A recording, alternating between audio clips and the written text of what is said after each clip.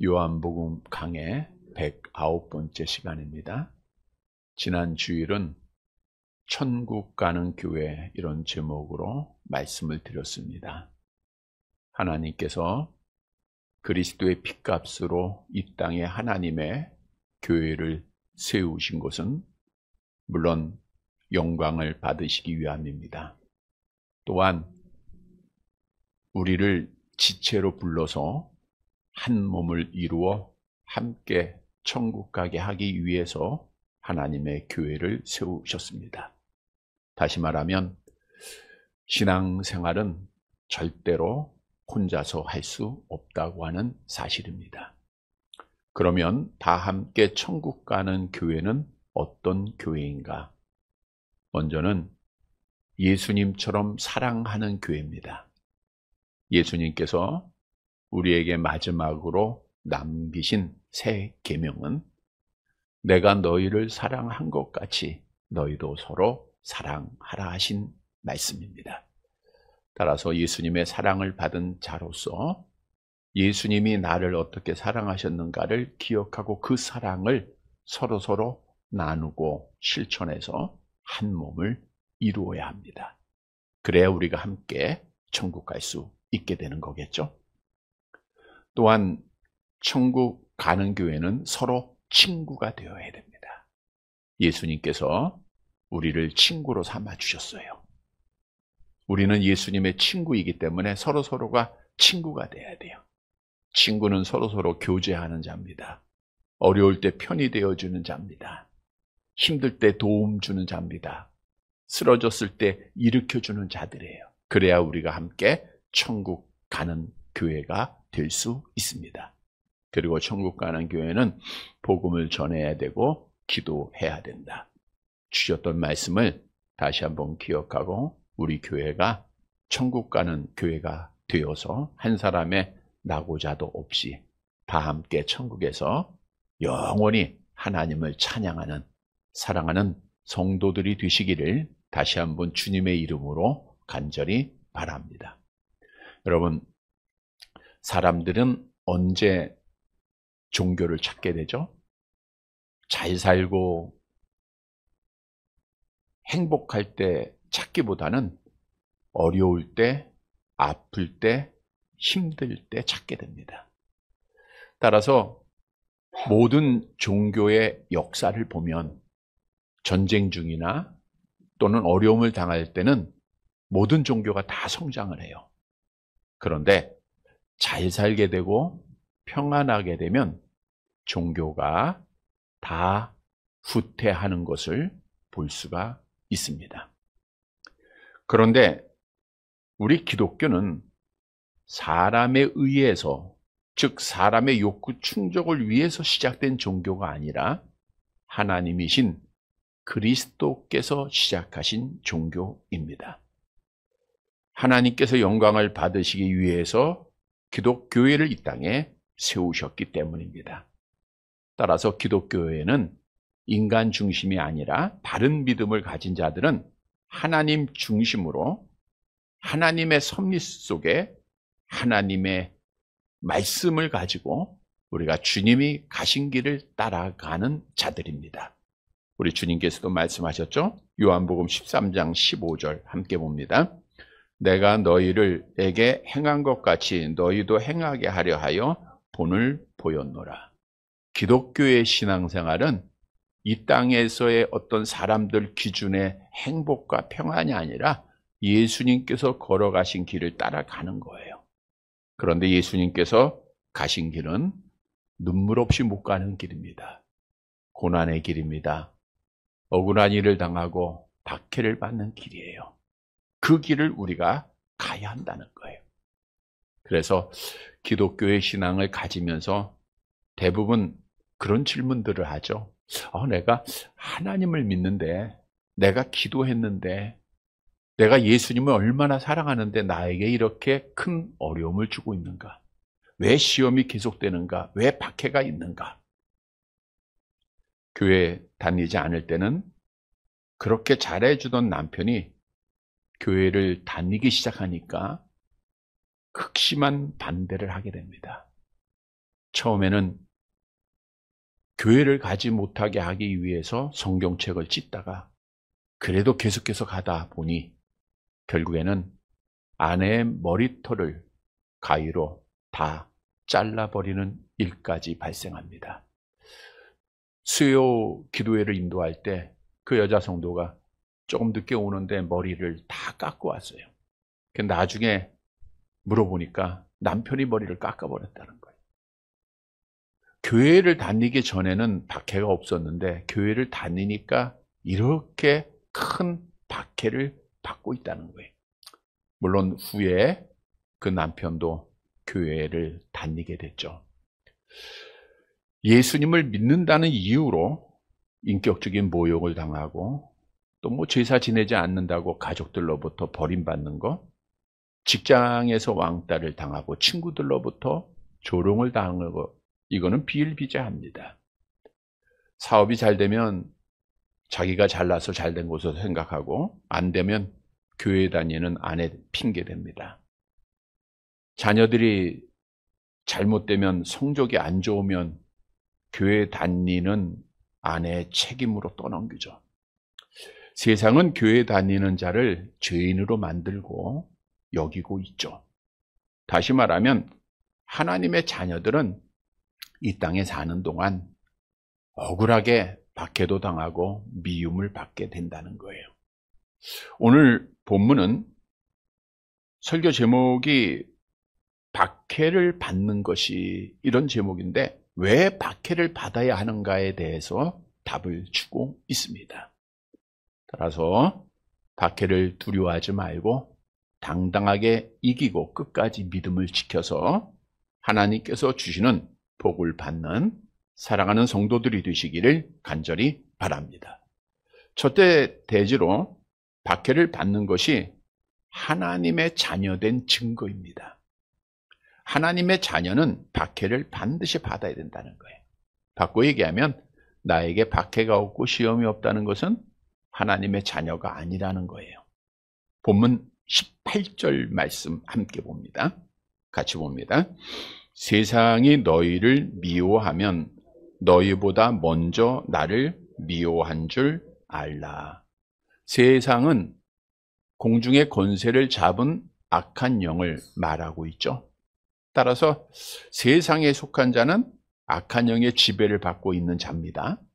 미워하다라는 것은 단순한 감정적인 미움만을 말하는 것이 아니라 박해하다, 배척하다라고 하는 뜻을 가지고 있어요. 따라서 세상이 너희를 미워한다라는 것은 악한 영의 지배를 받는 사람들이 예수를 믿는 하나님의 자녀들을 배척하고 박해한다라고 하는 뜻입니다. 너희보다 먼저 나를 미워한 줄 알라. 세상이 하나님의 자녀를 배척하고 박해하는 것은 바로 예수님을 배척하고 박해하는 뜻임을 말씀하고 있죠. 그러면 왜 하나님의 자녀들이 박해를 당하고 배척을 당하는가? 본문 19절에서 답을 주고 있죠. 함께 봅니다. 너희가 세상에 속하였으면 세상이 자기의 것을 사랑할 것이나 너희는 세상에 속한 자가 아니요 도리어 내가 너희를 세상에서 택하였기 때문에 세상이 너희를 미워하느니라. 너희가 세상에 속하였으면 세상이 자기의 것을 사랑할 것이나. 악한 영에게 속한 자들은 악한 영이 사랑하는 자가 된다는 거예요. 당연히 악한 영은 자기에게 속한 자를 박해하고 시험할 필요가 없어요. 도리어 악한 영은 자기에게 속한 자를 사랑해서 이 세상에서 잘 살도록 도움을 줍니다. 거짓말 잘하게 하고 불의를 행하게 하서라도 어떻든 세상에서 잘 살게 하다 보면 하나님을 절대로 찾지 않을 거니까 악한 영은 자기에게 속한 자들은 사랑을 해요. 그러나 그리스도인, 즉 하나님의 자녀들은 미움을 받아요. 왜냐하면 본문 19절에 너희는 어디에 속한 자가 아니에요? 세상에 속한 자가 아니기 때문입니다. 모든 사람들은 세상에 속한 자냐 하나님에게 속한 자냐 두 부류밖에 없어요. 세상에 속한 자가 아닌 것은 하나님에게 속해 있기 때문이라는 거예요. 하나님의 자녀이기 때문이라는 거예요. 내가 너희를 세상에서 택하였다라고 하는 것은 하나님 아버지께서 창세전에 하나님의 자녀를 그리스도 안에서 택하셨다라고 성경이 증언하고 있죠. 에베소 1장 4절 5절 함께 봅니다. 곧 창세 전에 그리스도 안에서 우리를 택하사 우리로 사랑 안에서 그 앞에 거룩하고 흠이 없게 하시려고 그 기쁘신 뜻대로 우리를 예정하사 예수 그리스도로 말미암아 자기의 아들들이 되게 하셨으니. 따라서 본문의 말씀을 보면 하나님 아버지께서 선택하시고 예수를 그리스도로 믿음으로 하나님의 자녀가 되어 하나님에게 속한 자들은 이 땅에서 박해를 받게 된다는 거예요. 세상에서 미움을 당해야 된다는 거예요. 그래서 오늘 본문이 우리에게 주는 교훈은 내가 하나님의 선택을 받고 하나님의 자녀가 되었으면 박해를 받아야 합니다. 다시 말하면 내가 박해를 받고 시험을 당하는 것은 내가 하나님의 자녀됨을 증명하고 있는 거예요. 하나님의 자녀는 당연히 박해를 받기 때문에 그래요. 여러분 본래 아담의 타락으로 우리 모든 사람들은 날 때부터 누구에게 속한 자예요? 악한 영에게 속한 자입니다. 모든 사람은 날 때부터 악한 영에게 속해서 죄악을 범하다가 하나님 앞에 진노를 받아야 할 자들이에요. 성경이 증언하죠. 에베소 2장 2절 3절 함께 봅니다. 그때의 너희는 그 가운데서 행하여 이 세상 풍조를 따르고 공중의 권세 잡은 자를 따랐으니 곧 지금 불순종의 아들들 가운데서 역사하는 영이라. 전에는 우리도 다 그 가운데서 우리의 육체의 욕심을 따라 지내며 육체와 마음에 원하는 것을 하여 다른 이들과 같이 본질상 진노의 자녀이었더니. 우리는 다 타락한 자들이기에 불순종 가운데 아들들 가운데 역사하는 악한 영을 따라서 지내고 하나님 앞에 진노를 받아야 할 자들이 악한 영에게 소속된 자입니다. 그런데 앞에서 말씀드린 대로 하나님께서는 멸망받아야 할 사람들 중에 하나님의 자녀를 선택하셨다고 그랬죠. 그리고 예수를 믿는 자들을 자기의 소유로 삼으셨습니다. 베드로전서 2장 9절 함께 봅니다. 그러나 너희는 택하신 족속이요 왕 같은 제사장들이요 거룩한 나라요 그의 소유가 된 백성이니. 누구의 소유가 됐어요? 하나님의 소유가 된 거예요. 마귀에게 속했던 자가 하나님에게 속한 거예요. 지옥의 시민권을 가졌던 자가 하나님 나라의 시민권자로 신분이 변화가 된 겁니다. 그래서 하나님의 자녀들은 하나님에게 속해 있기에 하나님의 나라를 유업으로 얻게 돼 있어요. 베드로전서 1장 4절 함께 봅니다. 썩지 않고 더럽지 않고 쇠하지 아니하는 유업을 잊게 하시나니 곧 너희를 위하여 하늘에 간직하신 것이라. 다시 말하면 하나님 아버지의 선택을 받고 성령을 통해서 예수를 그리스도로 믿고 하나님의 자녀가 된 하나님에게 속한 자들은 반드시 어디 가게 돼 있어요? 천국을 기업으로 얻게 돼 있는 거예요. 자, 그런데 이 세상의 권세를 잡은 악한 영이 자기에게 속해 있다가 하나님한테 빼앗겼단 말이에요. 또 저들이 천국 가는 길을 방해해야 돼요. 그래서 결국은 천국 가게 하지 못하기 위하여 수단과 방법을 가리지 아니하고 박해를 하고 시험을 한다라고 하는 거예요. 여러분 성경도 하나님에게 속한 하나님의 자녀들이 박해를 받았음을 계속해서 말씀하고 있어요. 그러니까 하나님의 사랑을 받은 자가 박해를 받지 않은 자는 한 사람도 없습니다. 우리가 하나님의 사랑을 받았으면 당연히 어려운 길을 가야 되는 거예요. 신앙생활은 쉬운 길이 아닙니다. 아브라함이 하나님에게 속했기 때문에 광야 생활 가운데 어려움을 겪었어요. 요셉이 하나님에게 속했기 때문에 그가 억울하게 종살이하고 옥에 갇히는 박해를 받았습니다. 하나님의 선택을 받은 이스라엘 백성들이 하나님에게 소속되었기에 430년 동안 애굽에서 종살이했고 광야 생활했습니다. 다니엘의 세 친구가 하나님에게 속했기 때문에 풀무불에 던짐을 받았고, 다니엘이 하나님에게 속했기 때문에 사자굴 속에 던짐받았어요. 히브리서 기자는 하나님의 선지자들, 하나님의 제사장이 하나님에게 속했기에 어떠한 박해를 받았는가를 구체적으로 설명한 말씀이 있는데, 히브리서 11장 36절 37절입니다. 함께 봅니다.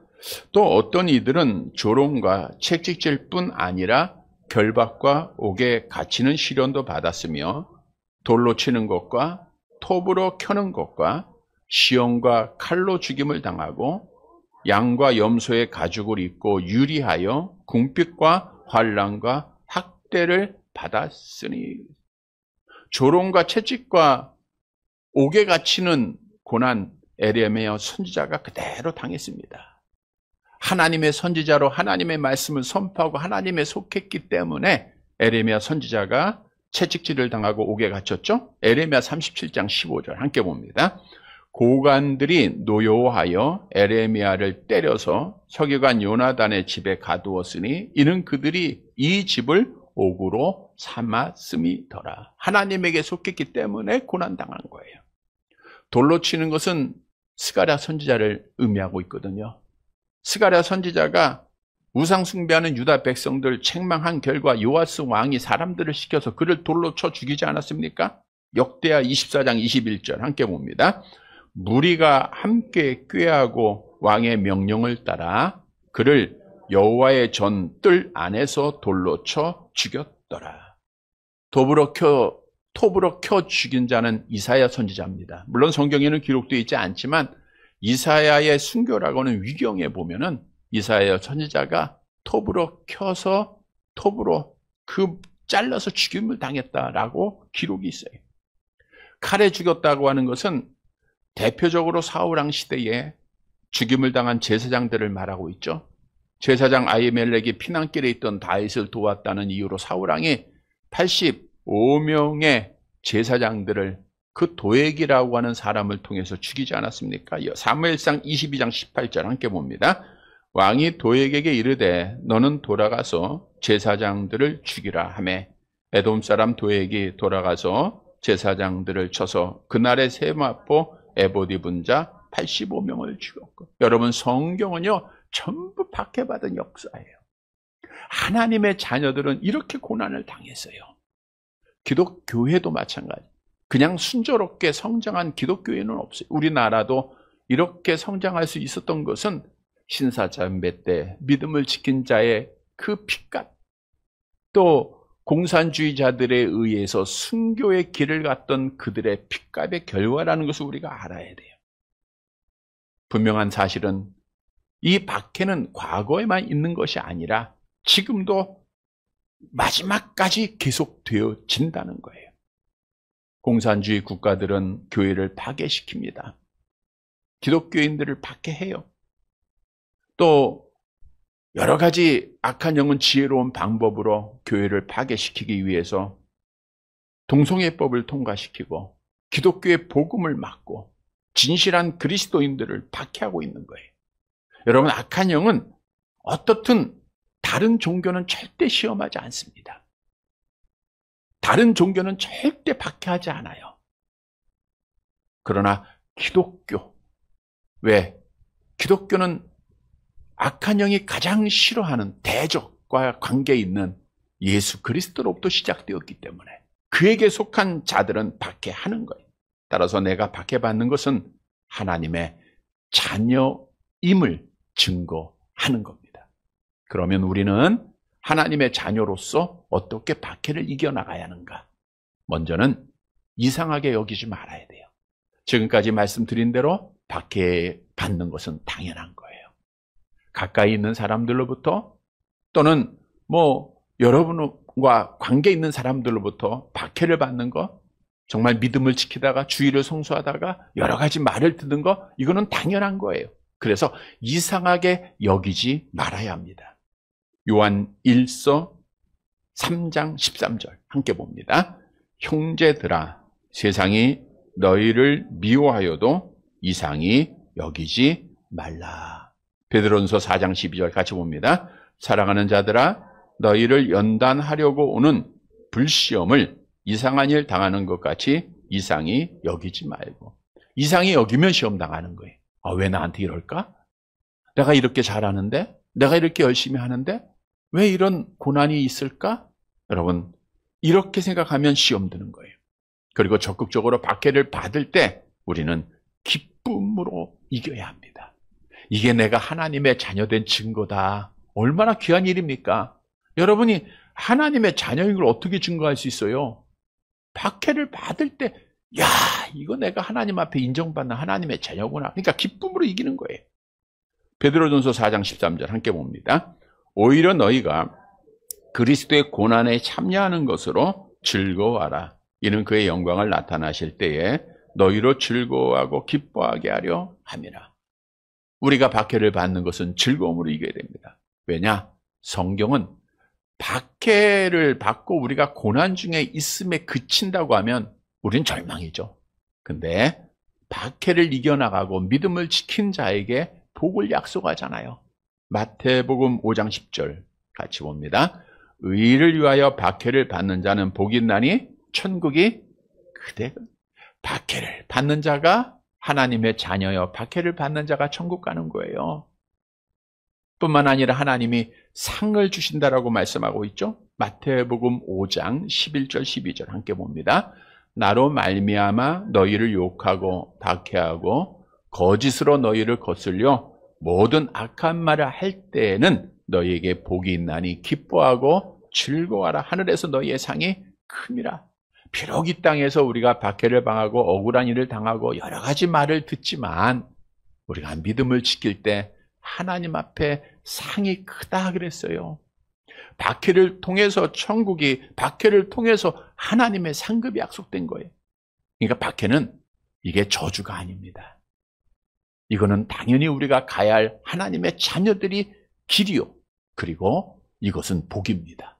성도 여러분, 박해 받을 때, 어려울 때, 힘들 때, 내가 하나님의 자녀다 라고 하는 것을 다시 한번 확신하고 우리 끝까지 믿음을 잘 지켜서 하나님 앞에 약속대로 하나님의 나라에 들어가고 하나님 앞에 상 받는 사랑하는 성도들이 되시기를 간절히 바랍니다. 두 번째 대지로 박해 받는 것이 예수님을 따라가는 참신앙의 길입니다. 본문 20절 말씀 보도록 할게요. 같이 봅니다. 내가 너희에게 종이 주인보다 더 크지 못하다 한 말을 기억하라. 사람들이 나를 박해하였은즉 너희도 박해할 것이요 내 말을 지켰은즉 너희 말도 지킬 것이라. 기억하라.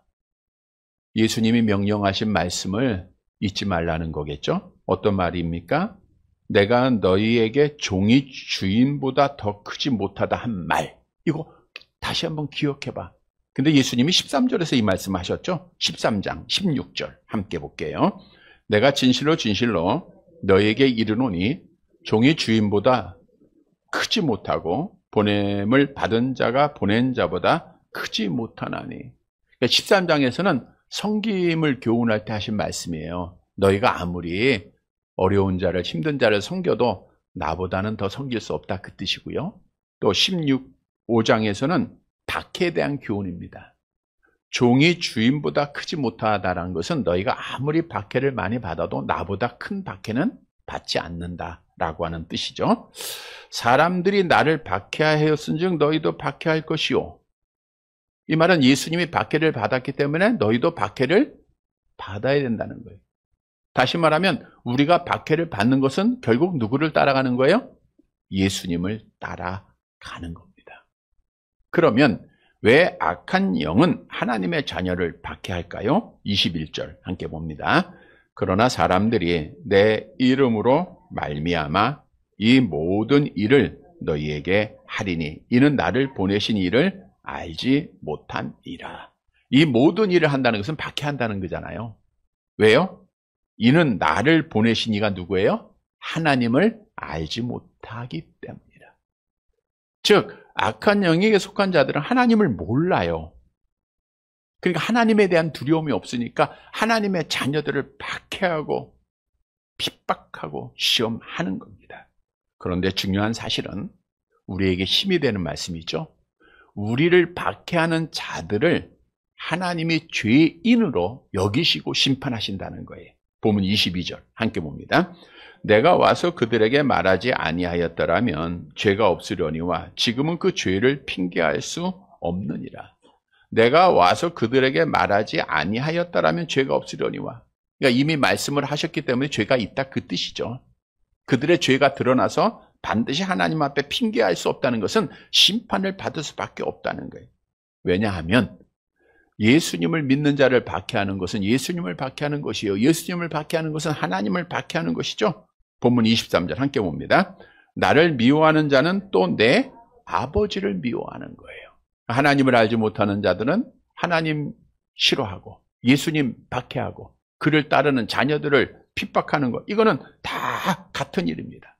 그래서 박해받는 자들은 정죄받아 심판을 받을 것을 주님이 다시 반복해서 말씀합니다. 24절 함께 봅니다. 내가 아무도 못한 일을 그들 중에서 하지 아니하였더라면 그들에게 죄가 없었으려니와 지금은 그들이 나와 내 아버지를 보았고 또 미워하였느니라. 아무도 못한 일을 그들 중에 하지 아니었더라면, 그러니까 예수님은 다른 사람이 하지 못한 일을 하셨잖아요. 이적과 기사도 행하시고 또 복음도 전하셨죠. 그거를 보고 들었음에도 그들이 믿지 않았기에 그들에게 죄가 있다는 거예요. 정죄받고 심판받게 된다는 거예요. 자, 보세요. 예수님은 내가 박해를 받았으니 너희가 박해를 받는 것은 나를 따라오는 거야. 그러나 너희를 박해하는 자들은 결국 뭘 받아요? 정죄를 받고 심판을 받게 될 거야. 그러니 두려워하지 말고 박해를 이겨 나가야 할 것, 오늘 본문에서 주시는 교훈입니다.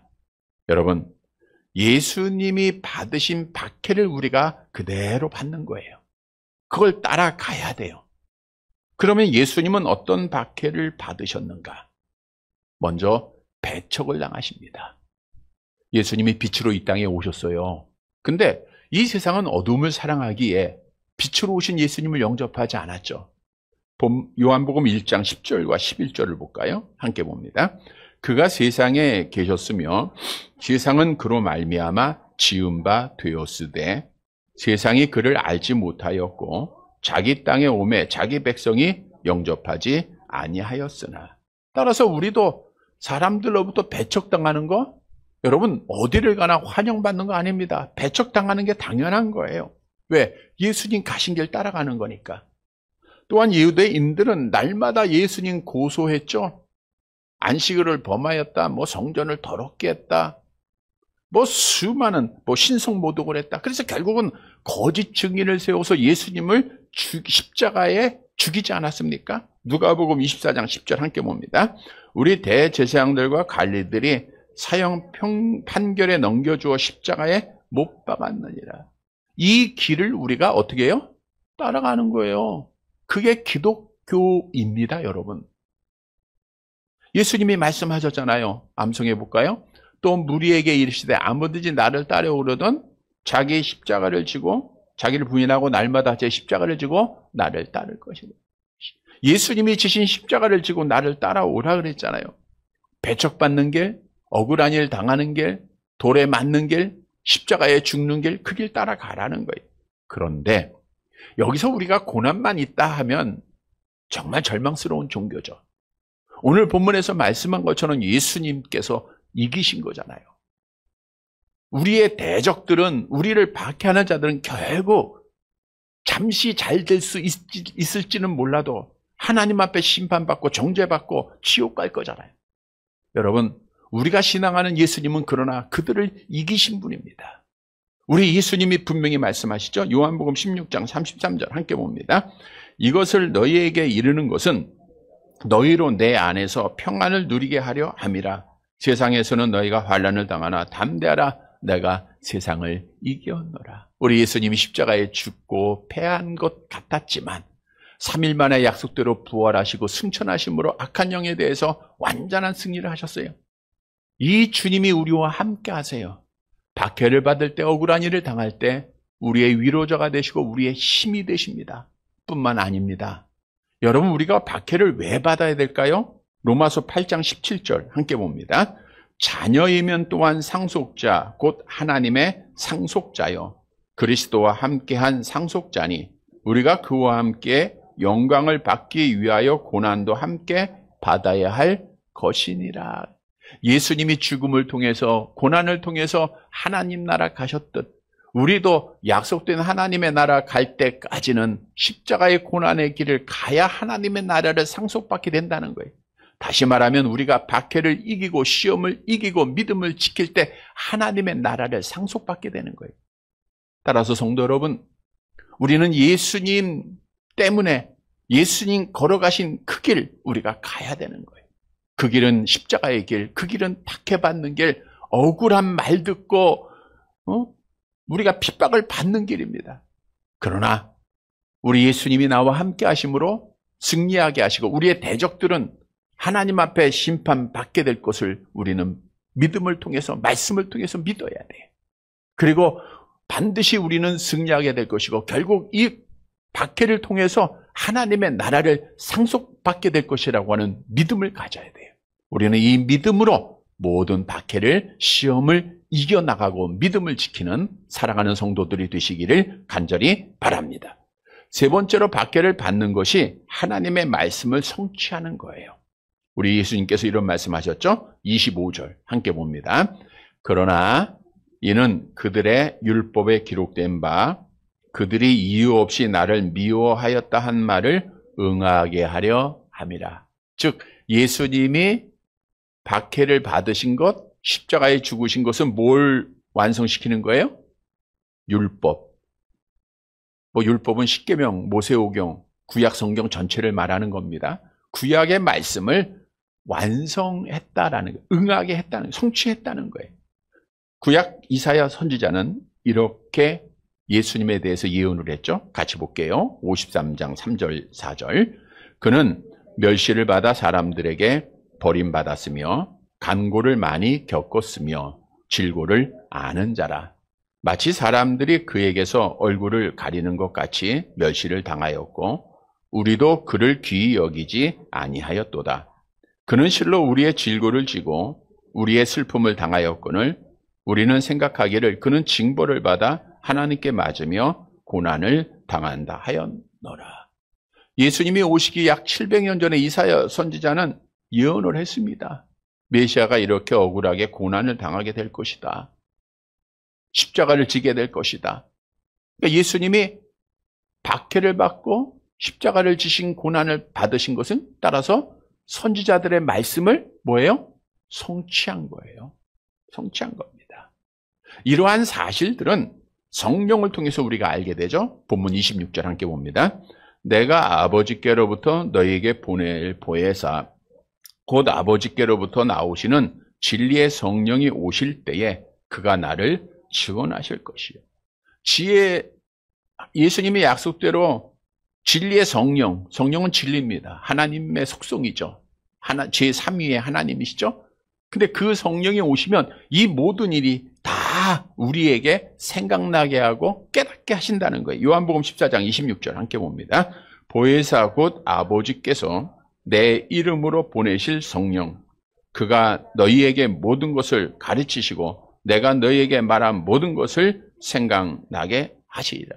우리가 성령을 통해서 예수를 그리스도로 믿게 되므로 우리는 성령을 통해서 이걸 우리가 다 알게 되는 거예요. 그래서 성령을 통해서 예수님께서 십자가에 죽으신 박해는 하나님의 말씀을 완성하기 위해서였다는 것을 우리가 깨닫게 되는 거예요. 여러분, 무엇을 우리에게 교훈해 주고 있습니까? 우리 믿는 성도들이 이 땅에서 박해받는 것은 내 뜻이 아니에요. 누구의 뜻이에요? 하나님 아버지의 뜻, 성경의 뜻인 줄 믿으시길 바랍니다. 그래서 박해 받는 것은 성경 완성이에요. 보세요, 여러분. 성경은 하나님의 자녀에 대해서 어떻게 예언하고 있습니까? 마태복음 24장 9절 함께 봅니다. 그때에 사람들이 너희를 환난에 넘겨주겠으며 너희를 죽이리니 너희가 내 이름 때문에 모든 민족에게 미움을 받으리라. 성경은 어느 하나도 너희가 세상으로부터 사랑받을 것이다 라고 말씀하고 미움받게 된다는 거예요. 박해를 받게 된다는 거예요. 또 사도행전 14장 22절 함께 볼게요. 우리가 하나님의 나라에 들어가려면 많은 환난을 겪어야 할 것이다. 디모데후서 3장 12절 계속 봅니다. 무릇 그리스도 예수 안에서 경건하게 살고자 하는 자는 박해를 받으리라. 그러니까 성경에 예언되어 있잖아요. 경건하게 살고자 하는 박해를 받고 하나님의 나라에 들어가면 박해를 받아야 되고 너희가 세상으로부터 미움을 받을 것이고 이거 어디에 약속되어 있어요? 성경에. 단순해요, 여러분. 그러니까 내가 이 땅에서 박해를 받고 시험을 당하는 것은 지금 뭘 이루는 거예요? 성경 말씀을 완성해 가고 있는 것임을 믿으시기를 바랍니다. 그래서 우리는 박해 받을 때 내가 이게 하나님의 뜻이다. 하나님의 말씀의 완성이다라는 것을 알아야 돼요. 뿐만 아니라 하나님의 자녀는 박해를 받아도 해야 할 일이 있습니다. 27절 말씀이죠. 함께 봅니다. 너희도 처음부터 나와 함께 있었으므로 증언하느니라. 성령을 통해서 증언되어지는 것으로 마치는 것이 아니라 너희도 예수님의 제자들, 오늘날 하나님의 자녀들, 하나님에게 속한 자들에게 주신 말씀이에요. 우리가 성령을 통해서 예수를 믿었으면 그 예수를 증언하는 자가 되어야 된다는 거예요. 여러분, 성령 받은 자에게 주신 명령이 있죠? 예수님의 약속 가운데 우리 암송해 볼까요? 오직 성령이 너에게 임하시면 너희가 권능을 받고 예루살렘과 온 유다와 사마리아 땅끝까지 이르내 증인이 돼. 물론 우리가 스스로 증인되는 게 아니라 성령을 통해서 우리는 예수의 증인자로 살아가야 돼요. 박해를 받아도 억울한 일을 당하고 멸시를 받아도 이 일을 우리가 해야 할 일입니다. 그래야 우리가 하나님 앞에 믿음 지키는 거예요.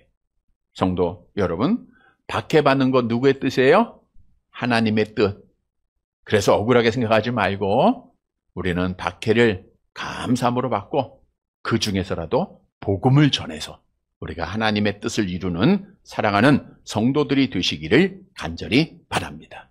말씀을 정리해 드립니다. 여러분, 하나님의 자녀가 이 세상에 사는 동안 가야 할 길은 예수님이 걸어가신 그 길, 박해받는 길, 십자가의 길, 버림받는 길, 억울한 일을 당하는 길, 수치와 모욕을 당하는 길을 가야 합니다. 우리 기독교의 신앙생활은 다른 종교는 자기 중심이기 때문에 자기 뜻에 따라 해석하지만 우리는 하나님 중심, 하나님이 주신 계시를 가지고 있는 우리 참된 종교입니다. 그래서 우리는 양탄자같이 신앙생활하는 게 아니에요. 가시기 밭길이에요. 박해가 있고 시험이 있어요. 여러분, 내 뜻대로 모든 것이 다 되고 내가 기도한 대로 다 된다고 하면 절대로 하나님 찾지 않습니다. 하나님 의지할 자 없어요. 근데 박해를 받을 때 보면 진짜 믿음이 있는지 또는 믿음이 없는지를 구별하게 되는 거예요. 그래서 하나님은 박해라고 하는 과정을 통해서 걸으시기도 해요.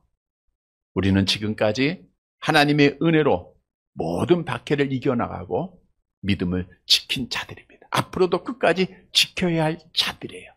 그래서 박해를 받을 때 낙심하거나 절망하지 말아야 됩니다. 성경은 성도 여러분, 박해를 받는 자에게 복을 약속하죠. 우리 마가복음 10장 29절 30절 함께 봅니다. 예수께서 이르시되 내가 진실로 너희에게 이르노니 나와 복음을 위하여 집이나 형제나 자매와 어머니나 아버지나 자식이나 전토를 벌인 자는 현세에 있어 집과 형제와 자매와 어머니와 자식과 전토를 100배나 받되 박해를 겸하여 받고 내세에 영생을 받지 못할 자가 없느니라. 버린 자라는 것은 바른 믿음을 가지고 하나님을 사랑한다는 거예요. 우리가 정말 하나님 사랑하면서 집이나 형제나 자매나 모든 가족 다 버리고 하나님 먼저 사랑할 때 하나님이 100배의 복을 주시고 박해를 겸하여 받아요. 여러분, 진짜 신앙생활하는 사람은 박해가 반드시 있어요. 그러나 이들에게는 내세에 영생이 약속되어져 있다는 거예요. 얼마나 귀한 복입니까? 오늘 본문의 말씀은 박해를 받아야 돼요. 박해를 왜 받아야 하는가? 먼저는 하나님의 자녀인 증거이기 때문에 그렇습니다. 우리가 박해를 받는 것이, 악한 영의 미움을 받는 것이 내가 하나님의 자녀, 내가 신앙생활 잘하고 있다고 하는 증거예요. 그래서 어렵고 아프고 힘들 때 낙심하지 말고 이상하게 여기지 말고 기쁨으로 이겨나가서 약속대로 천국의 복을 받고 상 받는 자가 돼야 돼요. 또 박해를 받는 것이 누구를 따라가는 거예요? 예수님 따라가는 길입니다. 근데 우리가 두려워할 필요가 없어요. 예수님이 이기셨기 때문에 그래요. 그리고 우리를 박해하는 자들은 반드시 심판받게 돼 있어요. 우리는 승리합니다. 두려워하지 말고 박해를 이겨 나가야 합니다. 뿐만 아니라 박해를 받는 것이 하나님의 뜻을 완성하는 거예요. 여러분, 신앙생활은 계시된 말씀을 우리가 이루어 가잖아요. 그래서 우리는 박해를 받는 가운데서도 하나님의 복음을 또한 전하는 자가 되어야 됩니다. 사랑하는 성도 여러분, 오늘 주신 말씀 기억하고 박해를 잘 이겨나가고 믿음 지켜서 약속대로 복을 받는 사랑하는 성도들이 되시기를 주님의 이름으로 간절히 바랍니다.